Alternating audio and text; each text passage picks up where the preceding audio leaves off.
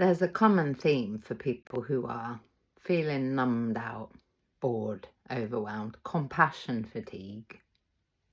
And it's a global issue, and there are millions of people like you. Millions. Take what you want, leave what you don't. Some of this will be difficult to hear because if I'm talking to you, it will resonate like a turd in a salad bowl. However, it's pro you, and I have some ideas how you can help yourself. My name's Poppy. I'm a psychotherapist, psychologist, coach. I self-regulate. I work for you. The common theme is there's something that you know, it's a truth. It's a core message that you have about you, about life, about what you want, about what you don't want. And that core message, that truth, is being ignored. Am I right or am I right? Something you want, something you don't want. Something that is passionate, real, honest. For whatever reason, and generally speaking, because you've been gaslit by culture, don't be that, don't think that, don't rock the boat, don't be difficult, and nobody else will appreciate it. It's not needed, other people don't want to hear it, and so on. You're a good little slave. You're nice. You've been groomed to think that you in your unique, self-assured, sovereign, autonomous you is in some kind of way such a threat to other people that you will be cancelled, judged, dismissed, hurt in some kind of way. So you're a chameleon. Millions of people. And what's beneath it, and this is just observation, is you have no courage, no integrity. You lie. Am I right? It's a human thing. It's not a personal attack. It's a human thing that your truth ceases to exist daily. So you're scrolling around 3 months of your year, looking for some kind of stimulation, entertainment, distraction, some way to numb out from something you know is true. The problem here, and I understand that we're, familiar pain over unfamiliar risk, is that you'll never respect you. And of course, then the dangerous bit is other people won't. If you don't address you, learn about you, get inquisitive about you, ask what's the meaning in the feelings that you have. All emotions are valid. It's what we do with the emotions that can and does become a problem. And you have mixed feelings about everything, not just one. And your body never lies. Look up the metaphysical if you have ailments, Hashimoto's or something. Look at the metaphysical and you will shock yourself about how it speaks to the truth. The truth comes out in the end, even after death. And I wonder what yours is. Something that you know is real and you don't dare think it, know it, believe it, utter it. And what are the costs and consequences to you? What is your flavour of anathematism so that you and your truth doesn't exist? The risk here is you get more and more stacked and disappointed and offended. More and more insecure, you attract more and more people who rob you of the energy that actually you could do with. That you people please. Most acceptable addiction in our culture, says Robert Lefevre, world addiction specialist. Or in some kind of way, your body eats away at itself because you're so unhappy. What that means is you're at massive risk of other people with agendas recruiting you to help them with theirs. Because in some kind of way, you don't have a sense of meaning, of passion, of vision, of mission. You don't have other people filling you up.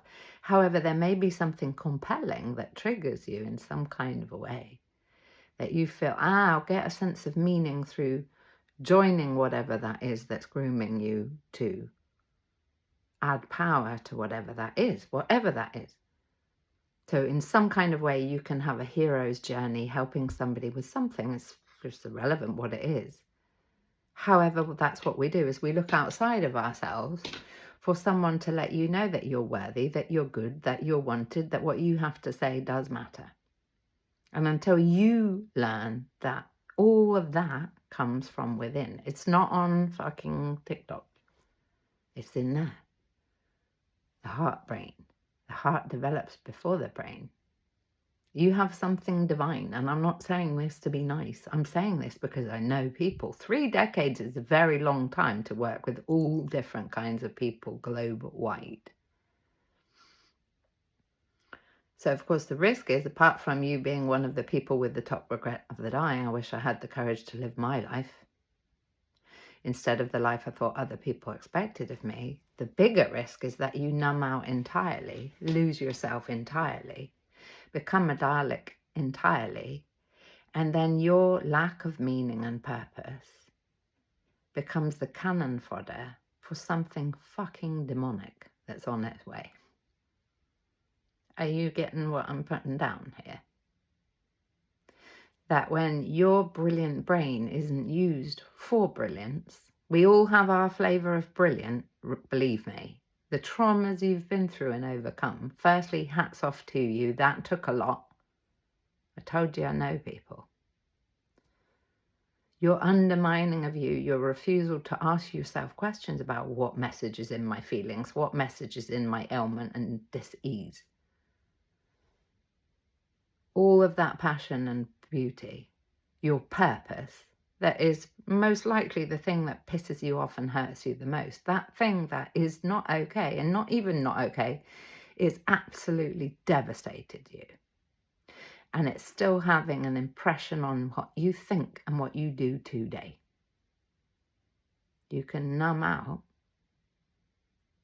and you will be more and more impressionable, believe it or not, in your adult self to people who will lose you and abuse you and tell you what you are and tell you what you need and tell you what your future is. Because you lose entirely a sense that you have choices, that you can make yourself happy, that you can find people who have walked some kind of path that you would like to walk that will inspire you and light you up and feel good. Or you wait for something really overwhelming to come along that you can get angry about. That you can be more gaslit to believe that something bad is somewhere outside of you. And then be part of what is very devastating in this world. We're very impressionable when we do not know ourselves. And I'm willing to bet you do not know yourself. If there is an unspoken truth in you, you don't know you, because you're so committed to ignoring you, dismissing you, minimizing you, denying you, turning away from the truth. So how could you possibly know you if you lie, even to yourself? So I'm pro you, believe it or not. I'm pro you, listening to you, addressing you, taking you seriously, respecting you, and learning how to do it, to be direct. In my opinion, the greatest thing you could ever learn to do is to be direct with the truth in a way that honors you, doesn't bring other people down, doesn't hurt other people, else you may feel like you want to hurt a couple, is you find your footing. You understand what it is that you have to say and find ways of understanding that you can be very safe and very secure and very assertive and very confident and very happy saying and doing it.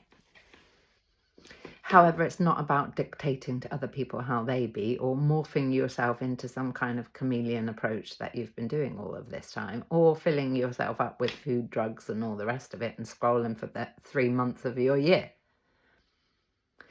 It takes risk, though, to do what's unfamiliar. And whilst you may think, oh, I don't want to, it's too much hard work and hard, you get to befriend the word hard, because what I'm willing to bet is it's fucking hard to suffer and feel numb or stressed out or anxious or any of the things that you're coping with. And again, truly, bravo you for surviving this thing called life, because this is not an easy ride. Pick your hard, I heard. Pick your hard. All we need is tribe. Someone with a plan, a map and a guide. I happen to have that if I resonate with you. Yes, it's hard. So is everything. It's all the more enjoyable when you take steps towards something that you really would like and it starts to, bear fruit. Even more enjoyable. So you could have that life. I wish I'd had the courage to do something else. You could have the life where, in some kind of way, your energy and your beautiful life force is used for somebody else to do something destructive with, and that's the majority. Or you could take a punt on you and try something new. Firstly, in the bio, Thrive Boundaries Mastery teaches you how to deal with your disdain, your illness, your triggers, your overwhelm, your stress. How to have the conversations that matter, the words to use, and so on. Used to be £300 nearly, that program. Now it is pay what you feel it's worth. Equally, I'm live here on Sundays, 7 p.m. UK. You're very welcome to ask questions. I'm here for it. Treat me like a jukebox. I'm on your side. Which side are you on, though, is the important question. Sending love.